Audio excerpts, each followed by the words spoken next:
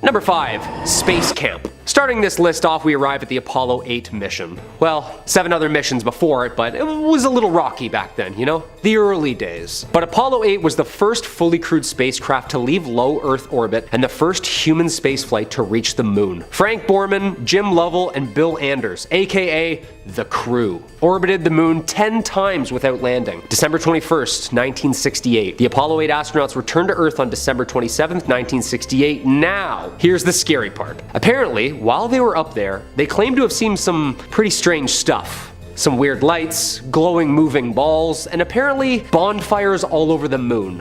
What? Yeah, apparently the men said it looked like smoke and small bonfires when visiting the far side of the moon. When the capsule passed behind the moon for 45 minutes, the crew claimed to have seen multiple lights coming from the surface. And thankfully, NASA even transcribed what they heard. Borman says, bonfires.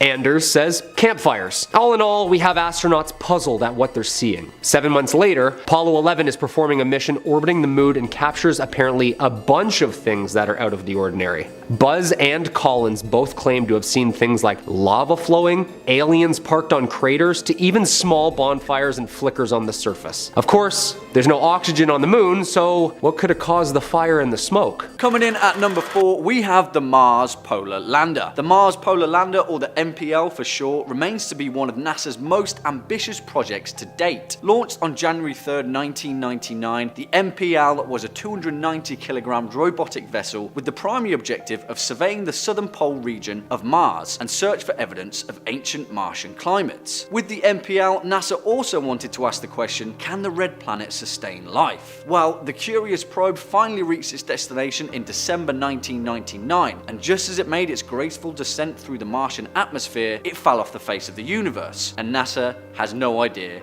where it went. Communication with the MPL up and died and never resumed, and no one, especially NASA, really knew what the hell had just happened. They spent a full month trying to get the lander to text back, frantically spamming "please respond," until finally NASA gave up the ghost and declared the mission an absolute failure. Although they're not entirely sure, NASA's best theory is that the MPL's onboard computer had been tricked into thinking it had already landed, but in reality had shut off its engines prematurely and crashed dead into the big red rock. The truth, though, still remains a mystery. Number 3.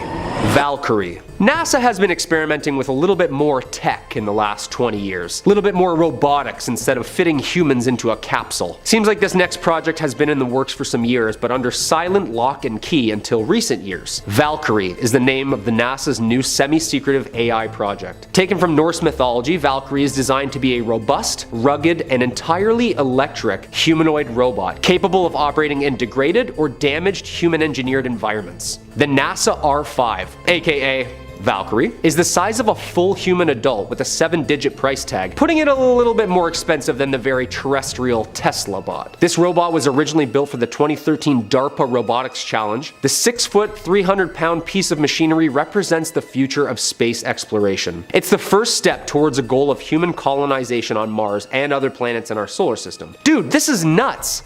High hopes for the robot, however currently tethered to the ceiling of a warehouse in Lowell, Massachusetts. Oh. The Lowell model is one of 4 units produced by NASA. The space agency held on to 1 robot for its own purposes and awarded 2 to the research of Northwestern and MIT, while the 4th lives in Scotland's University of Edinburgh. The 4 models are being tinkered and tailored on as we speak. Long story short, we've reached a peak in space travel where maybe living things don't have to make it or break it anymore. To reduce hazards and prevent any more life being lost or altered for science, the Valkyrie is an option for NASA to search very hazardous environments while keeping a pretty safe distance while doing so. Number 2. Ice cold. We all know about Jupiter's moon Europa. I was like 18 when I found out about all the planets' moons in our solar system. Yeah. Did you know that Jupiter has 79 moons? Like 79. Yeah, we have 1.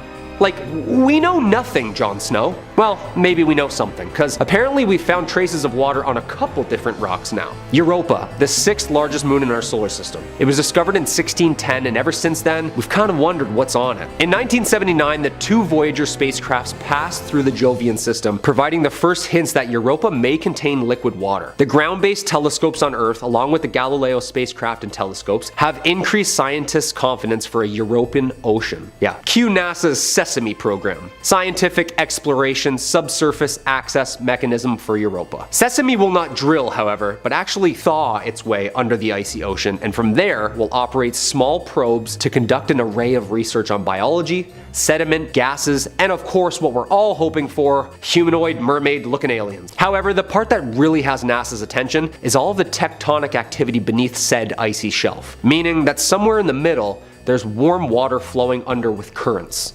Yeah, creepy. In 2011, NASA awarded Stone Aerospace $4 million to fund Phase 2 of Project Sesame. Phase 2 of the project consisted of testing the cryobot in Alaska in 2015. Phase 3 of the project will use a swarm of tiny robots the size of cell phones to whisk through the water beneath the thick icy shelf of Jupiter's moon looking for evidence of alien life. The tiny robots would be released underwater, swimming far from their mothership to explore a new world. Basically, the cryobot melts its way through the subglacial lake, collects samples, resurfaces, and comes back home. Yeah, seems like an alien movie plot just ready for scripting, huh? And number 1, Artemis I. So we haven't been back to the moon since 1972, but why? Well folks, we're going back. And soon, like 2 weeks soon. Yeah, I didn't know either, as I'm a millennial who doesn't watch the news on TV. We're going back to the moon, people, but not the Apollo program anymore. No, we've changed the name to another Greek name. They're twin, Artemis. Apparently, Artemis I will be the first in a series of increasingly complex missions to build a long-term human presence on the moon for decades to come. Oh yeah, we're staying, like building forts and stuff. The primary goals for Artemis I are to demonstrate Orion's systems in a spaceflight environment and to ensure a safe re-entry, descent, splashdown, and recovery. Basically like the full shebang. Yeah, not taking any more risks, huh NASA? Safety first kind of deal, I like it. Not a long mission too. September 27th they're supposed to launch, and splash back down here in November, like 38 days long. Nice little quick one. And then re-evaluate and select the people. Yeah, dude, this is sick.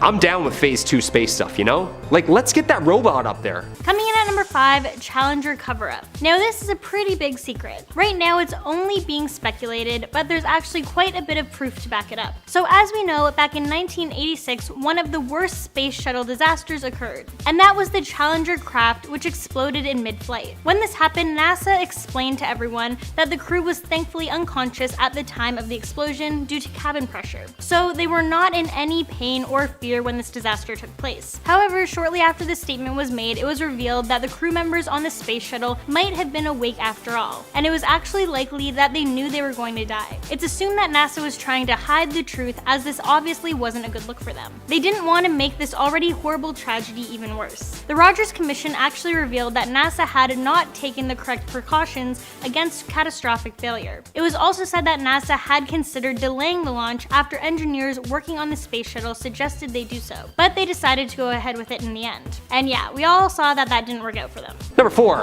Airbuds. As always, dudes, if you dig what we do here on Top 5 Scary, hit that thumbs up button or leave a comment down below. It really helps us out. What's the biggest NASA secret you know of? Let me know down below. I'll check it out.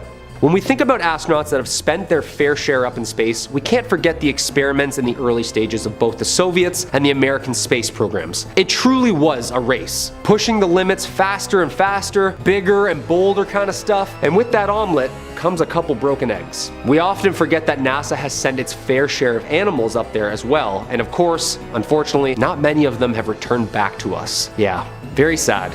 Science is one of those things where its benefits are tremendous, but the hypothesis parts sometimes are a little dark and grim. We remember Laika, the space dog, and her 103-minute cosmic journey aboard Sputnik 2, but let's not forget the infamous Able and Baker. This was the American version of Laika, only a year later too. 1959, the United States launched one female rhesus monkey named Able and one female squirrel monkey named Baker into space. This mission lasted only 15 minutes and they both safely returned back home. Their predecessors, not so lucky. See, a couple of animals have yet to return from their space mission. Mice, geckos, dogs. It was a different time. To announce their successful flight, NASA unveiled Able and Baker to journalists in the same room where just a month prior, they had introduced the Mercury 7 crew as the country's first human astronauts. Big jumps, right? Sadly, after the training and missions, both animals passed. But you can visit them at the Smithsonian National Air and Space Museum where they're both on display. A little dark and grim, but we pay homage. At number 3, Secret Shuttle. Shuttle. Apparently, a secret space shuttle from the Air Force had been in orbit for 2 years before it returned to Earth in 2017. But no one has any idea what it was for or what it was doing up there all that time. The X-37B has performed missions since 2010, after being developed in 1998 and passed on to DARPA. After this landing, the commander of the Air Force Space Wing said, "Our team has been preparing for this event for several years, and I am extremely proud to see our hard work and dedication accumulate in today's safe and successful landing of the X-37B." This news about the military having a space shuttle quietly orbiting the Earth for over 700 days came as a surprise to a lot of people, and still to this day, the true reason for it being up there hasn't been revealed to the public. Coming in at number 2, UFO live streaming. There has been a lot of talk about NASA knowing about UFOs and aliens for some time now. It's even been said that NASA has streamed UFOs thanks to the webcam on the International Space Station. In several instances, UFOs have been said to have gone past the camera, and each time NASA cut the feed. UFOlogists, yes, that's an actual thing, have said that this is clear evidence that aliens do exist and that NASA's covering it up. There have also been astronauts who have claimed to see aliens. And there are people who used to work for NASA and they were compiling all this research and evidence, and they were going to come forward with it, but they would end up going missing or found dead. I definitely think aliens do exist. What do you guys think? Let me know down below. In at number 1, staged missions. So this probably isn't the first you're hearing of this. Many people believe that NASA staged the first moon landing with Neil Armstrong and Buzz Aldrin. Many people have been very vocal in their beliefs that this just was an elaborate hoax that was filmed on a soundstage in Hollywood. One of the main pieces of evidence is the fact that in the pictures there are no stars in the sky. NASA said the reason for this was that the camera settings weren't adjusted to capture them. So yeah, people weren't buying that. Then there was the questioning of how was it possible that the flag was flapping in the footage up on the moon when there was no wind. Another question was how could the light from the sun cast unparalleled shadows? Finally, there were claims that a person from Mission Control, who has remained anonymous to this day, spoke to the astronauts in one of the first few moon landings and told them how to fake the footage. And of course, NASA denied all of these false claims. Many groups and individuals believe that NASA knowingly misled the public into believing the landings happened. It's believed NASA tampered with or destroyed evidence including photos, tapes, radio, and TV transmissions, moon rock samples, and even killing some eyewitnesses. This is one conspiracy theory I kind of agree with. What do you guys think? Jumping in at number 5, we have Skylab. Although it sounds like something straight out of a James Bond film, Skylab was NASA's first ever all-American space station. It was a sheer engineering masterclass too, including a workshop, solar observatory, and all the features necessary to sustain a 3-person crew. And they did all of this in 1973, just 4 years after the moon landings. Skylab was in orbit for a little over 6 years, and its life cycle came to an end in 1979, happily enough. But where NASA really dropped the ball was,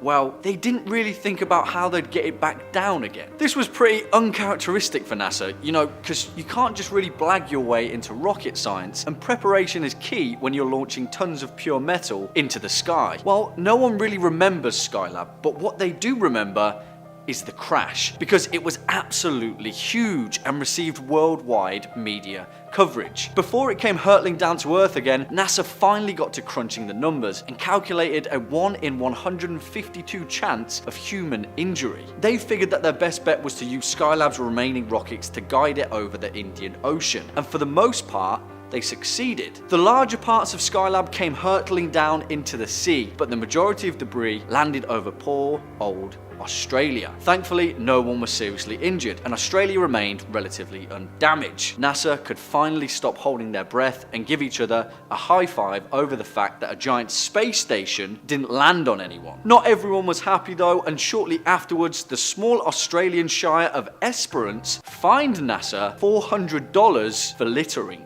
And at number 4, Hubble Telescope hoax. As we know, every picture and story about space has always came from NASA. And all this time we've just believed whatever they said, because why question it, right? But on April 24th of 1990, the Hubble Space Telescope was said to be launched. But people are now saying that this telescope can't be real. People are saying that it's impossible for them to achieve the results they boast about achieving because of the basic issue of trying to photograph and record planets, stars, and galaxies using this extremely sensitive recording equipment. It was said this telescope could make its way around the Earth's orbit at 17,000 miles per hour. Also, there's an atmospheric refraction issue along with a 2,500 mile error factor to consider. The temperatures reach over 4,000 degrees Fahrenheit in an altitude and orbit of 354 miles. There aren't any man-made machines that can operate at such temperatures. So yeah, people aren't believing this one. Coming in at number 3, we have the infamous Apollo 13. The infamous Apollo 13 mission was so insane that they made it into a Hollywood blockbuster starring Tom Hanks. Launched on April 11th, 1970, Apollo 13 was planned to be NASA's third manned mission to the moon. The mission was led by veteran pilot Commander Jim Lovell and had a relatively straightforward agenda: land on the moon and explore a 50-mile wide crater. Well, from the beginning, things started to unravel, and the whole mission never really got back on the right foot. To begin, one of Apollo 13's primary astronauts, Ken Mattingly, contracted rubella and had to be admitted to hospital. Because of that, a pilot named Jack Swigert took up his place, and although astronauts train extensively for months and months, this was Swigert's first ever time flying into space. The bad luck didn't stop there though. Shortly into the mission, an onboard cryogenic tank burst open and damaged another in the process. Apollo 13 lost its ability to generate power, maintain oxygen levels, and produce water. Pretty scary when you're essentially floating around the lifeless void of space in a tin can. This is where we get the infamous line, "Houston, we have a problem."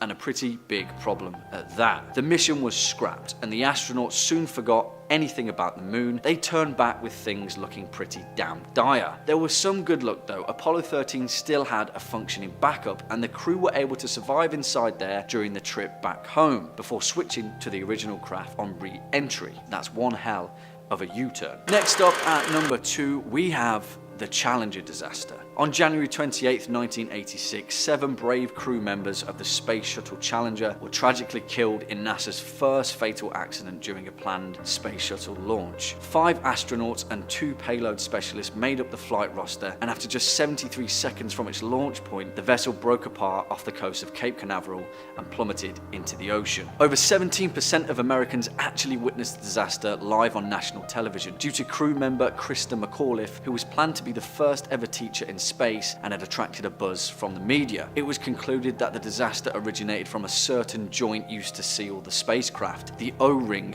a manufactured part that NASA had used despite warnings that it couldn't withstand cold conditions, was identified as the primary cause for the launch disaster and the 7 tragic deaths of its brave crew members. Shortly afterwards, NASA suspended all space shuttle programs for 32 months while they tried to learn from their tragic mistake. Which leads us to our final number 1 point: the Columbia disaster. Because on February 1st, 2003, tragedy struck again for NASA and its crew members. The fateful launch was planned to be Space Shuttle Columbia's 28th mission into orbit. During the launch, a piece of foam used for insulation had broken off from the ship's tank and catastrophically damaged its left wing. As the Columbia entered Earth's atmosphere again, the damage to the left wing allowed searing atmospheric gases to break through its heat shield, causing the spacecraft to tragically break apart as it made its way home. After a detailed report, it was concluded that the crew had less than a minute before the vessel depressurized, knocking them unconscious before the cabin disintegrated. It was also concluded that the astronauts couldn't have known that the Columbia had a fatal flaw in its design, although NASA went to great lengths after the disaster to ensure that it would never,